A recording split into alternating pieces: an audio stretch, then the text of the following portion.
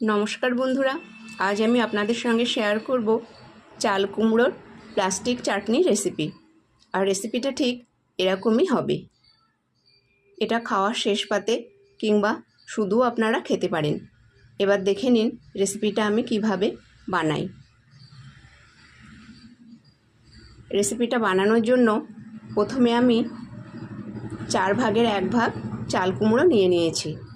আর চাল কুমড়োটা খুব বেশি পাকাও নয়, আবার একেবারে কাঁচাও নয়, মোটামুটি এরকম চাল কুমড়ো দিয়ে আমি এটা বানাবো। প্রথমে আমি বীজগুলো আর খোসার অংশগুলো ছাড়িয়ে নেব, ছাড়িয়ে এগুলো টুকরো করে নেব। এখানে আমি 4 টুকরো করে নিয়েছি, আর খোসা আর বীজের অংশ বেশ পুরো করে ফেলে দিয়েছি। এবার একটা গ্রেটার নিয়ে এইভাবে চেপে চেপে সমস্ত চাল কুমড়োর এই 4 পিস যেটা নিয়েছি সবটাই গ্রেট করে নেব। আমি এখানে গ্রেট করে নিচ্ছি, আপনারা চাইলে খুব পাতলা পাতলা পিস পিস করেও কেটে নিতে পারেন, একেবারেই যেন পাতলা হয়।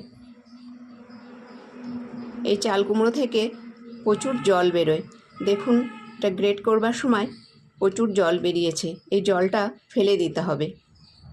প্রথমে আমি গ্রেটার থেকে চাল কুমড়োটা ভালোভাবে ছাড়িয়ে নিয়ে থালাটা একটু কাত করে জলটা এক সাইড করে নেব। তারপর চেপে চেপে চাল কুমড়ো থেকে সব জল বার করে দেব। চাল কুমড়োর এই জলটা খেতে টক টক লাগে, তাই এই জলটা রাখলে রেসিপিটা হবে না। এইভাবে চেপে চেপে সব চাল কুমড়ো থেকে আমি জলটা বার করে নেব। আপনারা কোনো নেট দিয়েও এটা ছেঁকে নিতে পারেন। আমি এখানে এভাবে চেপে চেপে বার করে নিচ্ছি। সমস্ত জল বার করে নেওয়া হয়ে গেছে চাল কুমড়ো থেকে। এবার গ্যাসে বসিয়ে দিয়েছি একটা কড়া, আর দিয়ে দিয়েছি 300 ml মতন জল। জলটা গরম হয়ে গেলে এই চাল কুমড়োটা সমস্তটাই এর মধ্যে দিয়ে দিলাম। দিয়ে এবার এটাকে মিনিট 4 সিদ্ধ করে নেব। দেখুন এগুলো প্রায় সিদ্ধ হয়ে গেছে, একটু দেখে নেব যেন একটু শক্ত ভাব থাকে, একেবারেই যেন গলে না যায়। এবার এটা হয়ে গেছে, নামিয়ে এটাকে আমি জল ঝারিয়ে নেব।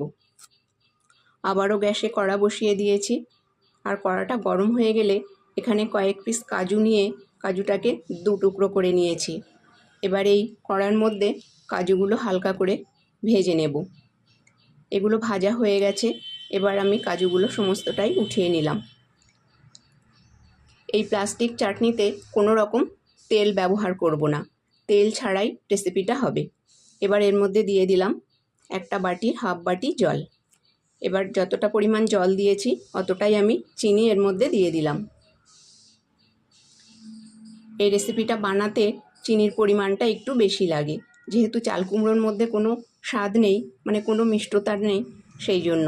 এবার এটাকে বেশ কিছু সময় ফুটিয়ে নিয়ে এর মধ্যে দিয়ে দিলাম জল ঝরানো চাল কুমড়ো, সিদ্ধ করে যেটা জল ঝরিয়ে দিয়েছিলাম সেই চাল কুমড়োটা এর মধ্যে দিয়ে আবারও ভালোভাবে নেড়ে নেড়ে এটাকে মিনিট 3-4 জাল করে নেব। তারপর এর মধ্যে দিয়ে দেব স্বাদ মতন লবণ। লবণটা দেওয়া হয়ে গেলে আবারও এইভাবে নেড়ে এটাকে জাল করে নিতে হবে। তারপর এর মধ্যে দিয়ে দেব ভেজে রাখা কাজু, আর কয়েক পিস কিশমিশ আমি ধুয়ে এর মধ্যে দিয়ে দিলাম। আবারও আমি বেশ কিছু সময় ধরে এটা জাল করে নেব। এবার এখানে নিয়েছি একটা পাতিলেবু, এর থেকে অর্ধেক পরিমাণ কেটে নিয়ে রসটা আমি বার করে নেব। এবার পাতিলেবুর রসটা এর মধ্যে দিয়ে দিলাম। দিয়ে এবার এটাকে খুব বেশি সময় রাখলে গন্ধটা থাকবে না, অর্থাৎ লেবুর গন্ধটা চলে যাবে। তাই পাতিলেবুটা দিয়ে এরকম কয়েক সেকেন্ড নাড়িয়ে গ্যাসের ফ্লেমটা বন্ধ করে দিতে হবে। আর এটাকে এরকম পাতলা অবস্থায় নামাতে হবে, না হলে এটা ঠান্ডা হলে ঘন হয়ে যাবে। দেখুন রেসিপিটা আমার হয়ে গেছে, আর কত সুন্দর হয়েছে। তো এভাবে খুব সহজেই আপনারা বাড়িতে বানিয়ে নিতে পারবেন। আমার আজকের এই রেসিপিটা যদি আপনাদের ভালো লেগে থাকে তাহলে লাইক, শেয়ার এবং চ্যানেলটাকে সাবস্ক্রাইব করবার অনুরোধ রইল। ভিডিওটা এত সময় দেখবার জন্য আপনাদেরকে অসংখ্য ধন্যবাদ।